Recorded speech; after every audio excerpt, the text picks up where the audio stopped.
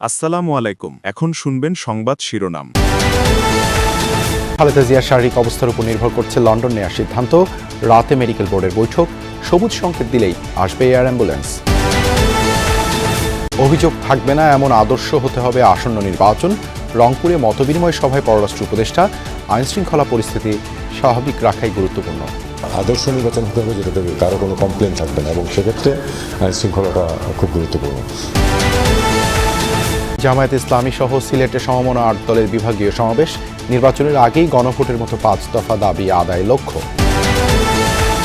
সচিবালয়ে র্যাব, কোস্টগার্ডের বড় কর্তাদের সাথে পরিচয়ের কথা বলে আবু নাসেরের অনলাইন প্রতারণা। ফাঁদে পড়েছেন বহু ক্ষুদ্র ব্যবসায়ী। তথ্য যাচাই ও সচেতনতার তাগিদ। এইসব ঘটনার সাথে যারা জড়িত তাদেরকে আইনের আওতায় আনার জন্য চেষ্টা করি। আসসালামু আলাইকুম। এতক্ষণ শুনছিলেন সংবাদ শিরোনাম, এখন শুনবেন বিস্তারিত। বিএনপি চেয়ারপারসন বেগম খালেদা জিয়ার শারীরিক অবস্থার উপর নির্ভর করছে তাকে লন্ডনে নেওয়ার সিদ্ধান্ত। মেডিকেল বোর্ড সবুজ সংকেত দিলেই দেশে আসবে এয়ার অ্যাম্বুলেন্স। ১৩ দিন ধরে রাজধানীর এভার কেয়ার হাসপাতালে চিকিৎসাধীন খালেদা জিয়া। পাকস্থলীর জটিলতার কারণে গতকাল বিএনপি চেয়ারপারসনের অ্যান্ডোস্কোপি করা হয়। শুরুতে কিছুটা রক্তক্ষরণ হলেও পরে তা নিয়ন্ত্রণে আসে। দেশি বিদেশি চিকিৎসকদের সমন্বয়ে গঠিত মেডিকেল বোর্ড তাঁর শারীরিক অবস্থা পর্যবেক্ষণ করছেন। এদিকে শাশুড়ি খালেদা জিয়াকে নিতে দেশে এসেছেন তারেক রহমানের স্ত্রী ডাক্তার জুবাইদা রহমান। শুক্রবার ২ দফায় খালেদা জিয়াকে দেখতে হাসপাতালে যান তিনি।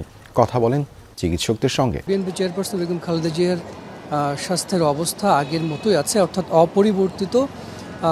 আমরা চিকিৎসকদের সাথে কথা বলে যেটুকু জেনেছি যে তিনি আগে থেকে যে ধরনের সমস্যায় ভুগছিলেন, অর্থাৎ হার্ট, লিভার, কিডনি এই সমস্যাগুলো আছে। ফুসফুসের সংক্রমণ কিছুটা কমেছে বলে আমরা জানতে পেরেছি। তবে গতকালকে তার পাকস্থলীর সমস্যার কারণে অ্যান্ডোস্কোপি করা হয়েছে। আর সেই অ্যান্ডোস্কোপির পরে ৪৮ ঘন্টার অবজারভেশনে তাকে রাখা হয়েছে। চীন এবং যুক্তরাজ্যের চিকিৎসকদের সমন্বয়ে বাংলাদেশের চিকিৎসকরাও সেই মেডিকেল বোর্ডে আছেন।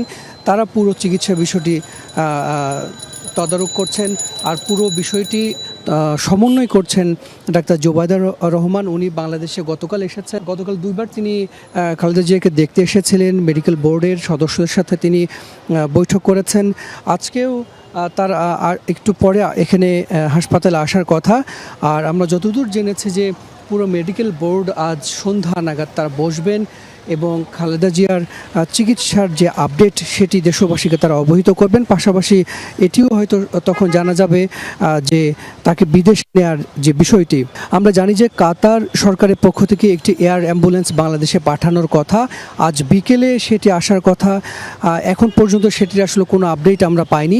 আগামীকালকে খালেদা জিয়াকে নিয়ে লন্ডন যাওয়ার কথা ছিল।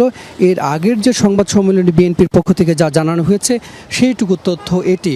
তবে তার পুরো বিষয়টি নির্ভর করছে খালেদা জিয়ার শারীরিক অবস্থার উপরে। আসন্ন নির্বাচনটি আদর্শ নির্বাচন হতে হবে, যা নিয়ে কারো কোনো অভিযোগ থাকবে না। এক্ষেত্রে আইনশৃঙ্খলা পরিস্থিতি স্বাভাবিক রাখার বিষয়টি খুব গুরুত্বপূর্ণ বলে জানিয়েছেন পররাষ্ট্র উপদেষ্টা তৌহিদ হোসেন।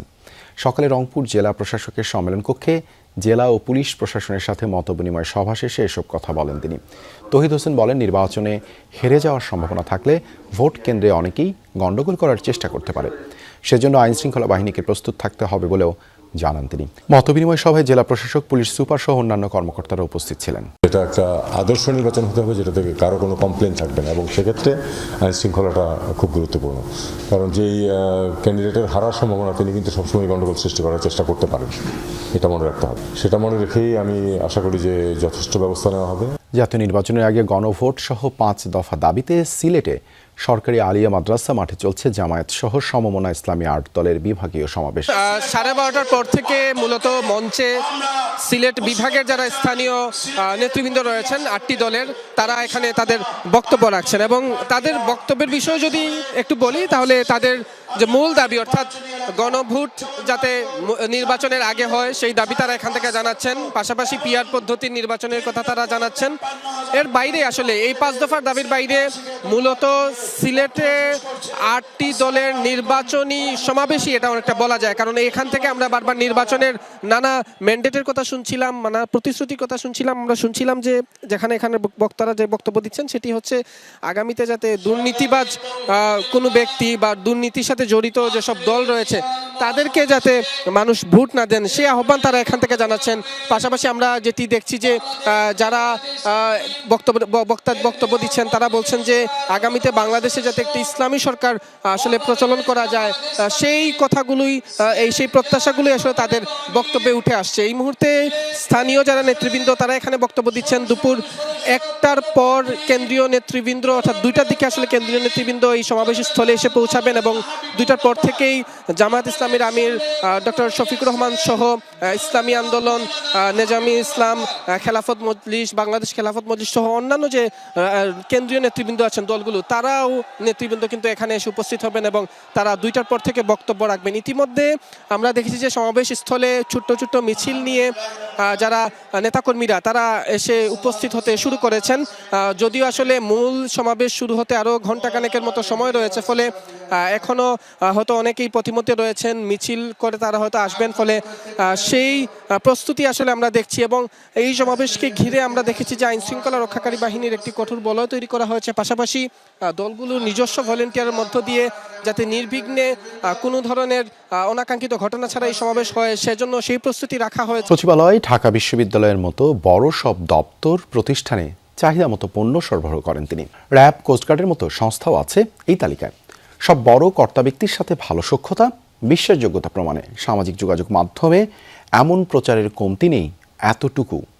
আর সেই বিশ্বাসের ফাঁদে পড়ে নিঃস্ব হয়েছেন অনেক ক্ষুদ্র ব্যবসায়ী।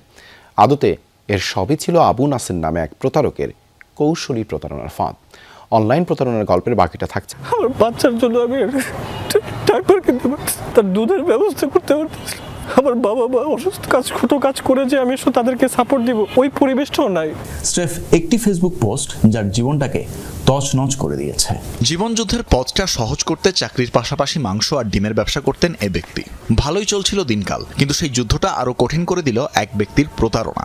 এ ব্যবসায়ী 2 দিনে মাংস ও ডিম সরবরাহ করেছেন প্রায় 7 লাখ টাকার, কিন্তু পাননি 1টি টাকাও। যখন পথে বসার জোগাড়, তখন প্রতিকারের আশায় আইনি পদক্ষেপ নেন তিনি। প্রতারক আবু নাসেরের বিরুদ্ধে হয় মামলা, জারি হয় গ্রেফতারি পরোয়ানা। তবে ভুক্তভোগীর অভিযোগ, আইনি লড়াইয়ে কাঙ্ক্ষিত সহযোগিতা করেনি আইন শৃঙ্খলা বাহিনী। আমি আজকে যদি ওনাদেরকে ধরে নিয়ে আসলাম, দেখা গেল পরের দিন টাকা পয়সা দিয়ে তারা বের হয়ে গেল, এটা তো তার কোনো সমাধান হবে না। আমি তাকে বললাম যে আসলে ভাই, আপনিই তো বলছিলেন যে মামলাটা যদি আমি কোর্টের মাধ্যমে করি তাহলে আমি ওয়ারেন্ট ইস্যু যদি করতে পারি তাহলে আপনারা ধরে আনতে পারবেন, কিন্তু এখন তো কথাটা ঘুরে গেল। এই আবু নাসেরের প্রতারণার কৌশলটা অন্যদের চেয়ে খানিকটা ভিন্ন। সরাসরি সাক্ষাতের সুযোগ নেই, প্রতারণার কাজটা করে তার ম্যানেজাররা। ট্রেড লাইসেন্স ও ভ্যাট রেজিস্ট্রেশন সার্টিফিকেট সহ ব্যবসায়ীদের যেসব প্রয়োজনীয় কাগজপত্র দেখানো হয় তার সবকটি ভুয়া।